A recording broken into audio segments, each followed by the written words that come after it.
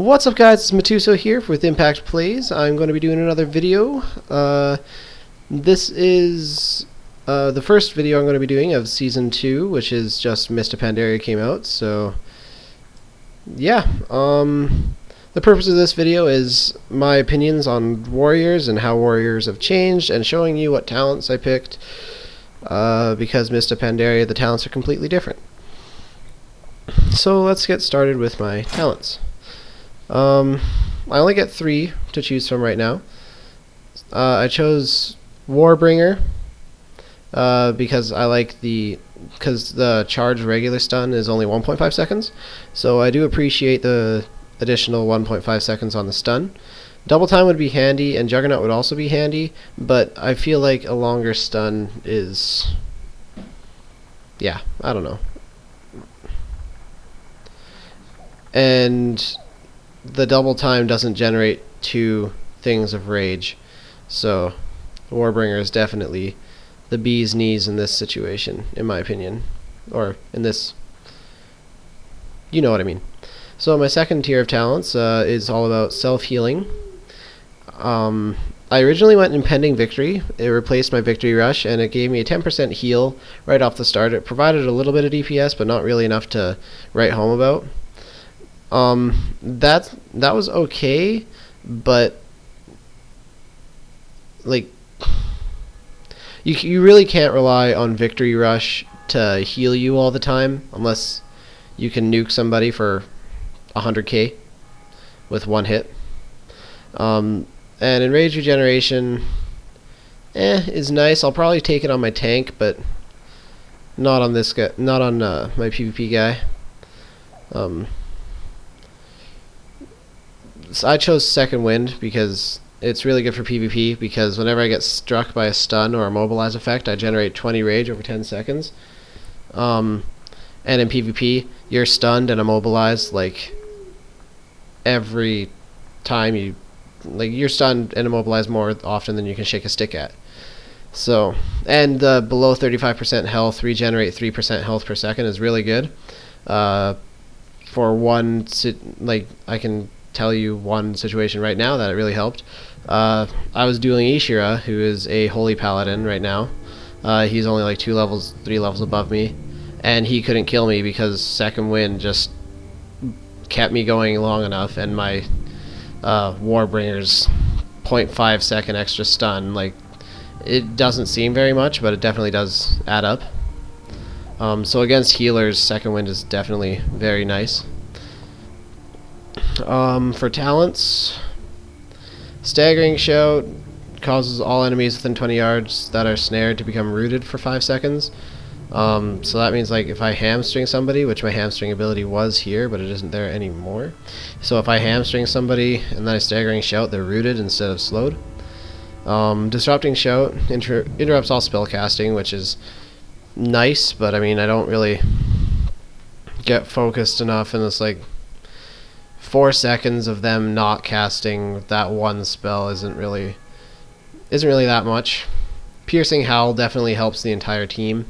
Like, if it's a 5v5 or whatever, like we're all fighting at farm in Arathi Basin, and I use Piercing Howl, that'll definitely help everybody, not just me.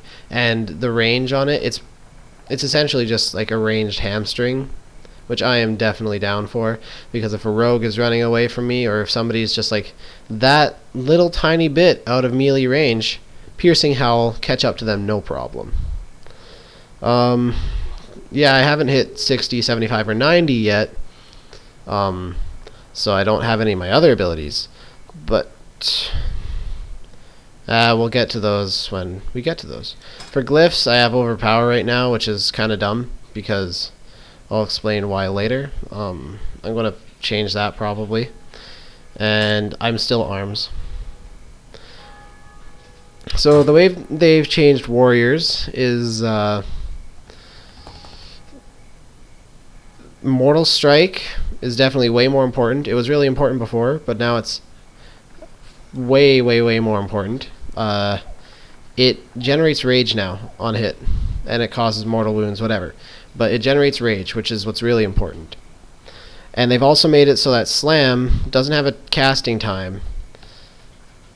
and that just makes it way more, like, it's just way better for arms warriors.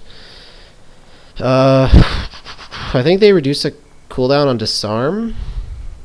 I might be mistaken, but I use it a lot more. As you can see, I have a lot of experience. That's because I got into one Arathi Basin and went from, or Alteric Valley, and went from like 2 bars in to 2 bars out, which sucks, but whatever. Hopefully I'll get into another one, and maybe I'll ding from it, I don't know. They've also gimped Heroic Throw. Like, before, you guys, if you've watched my videos, you've seen my Heroic Throw is like, oh, they're trying to run away, huge damage from Heroic Throw. Like, I would be getting like 1k crits, which is a lot at this level. But like, and now it's like, oh, I Heroic Throw 18. What? When will 18 ever be handy for me? But regardless. And Sunder Armor is a lot more important. Just, well, it's Sunder Armor. I never used it before, and I'm starting to use it now because, just because.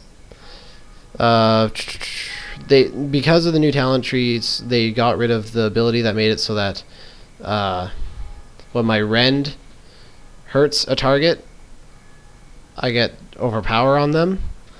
They've actually completely gotten rid of rend, which is a definite shame. I'm not a fan of that.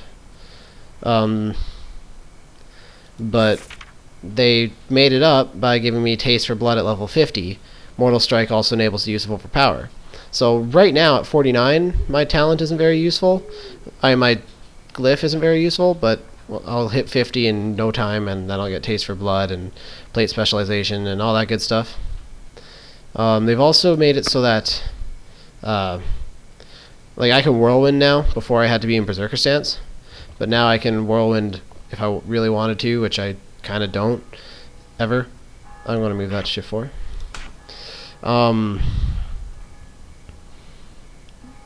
they've also like taken away the penalties of being in different stances. So there's no more requires defensive stance, and there's no more requires Berserker stance, and there's no more require battle stance. Instead, they've made the stances a little bit more important for stance dancing anyways. The Alteric Valley that I got all this experience in, I was like, man, warriors are really rage starved this expansion. I'm not really enjoying it. And then I realized I didn't have a stance equipped. So what the stances do, or turned on, not equipped. Stance, battle stance, generates high rage from normal melee attacks. So like my white attacks do generate a lot of rage. It no more increases damage by 10%. Defensive stance, damage decreases damage taken by 25%. Increases threat generation. I don't really care about that. I don't do PvE very often. And generates 1 rage every 3 seconds while in combat. So if I was being focused, or if I was being chased or something, and I had like over 75% rage, I would probably switch to defensive stance just so that I don't take any damage. Or if like I'm trying to get into charge range, yeah, defensive stance, probably the way to go. Berserker stance is best of both worlds, gets some rage from normal melee attacks and some rage from taking damage. I mean, defensive stance doesn't make you gain rage by taking damage, but it's still super handy. So like if I'm not sure if I can switch my stances while I'm stunned or something, but if a rogue gets on me, I'd probably just switch to Berserker stance. That's a lie. If a rogue gets on me, I'd switch to defensive stance, because I don't want him to nuke me down to 0 before I can get out of that.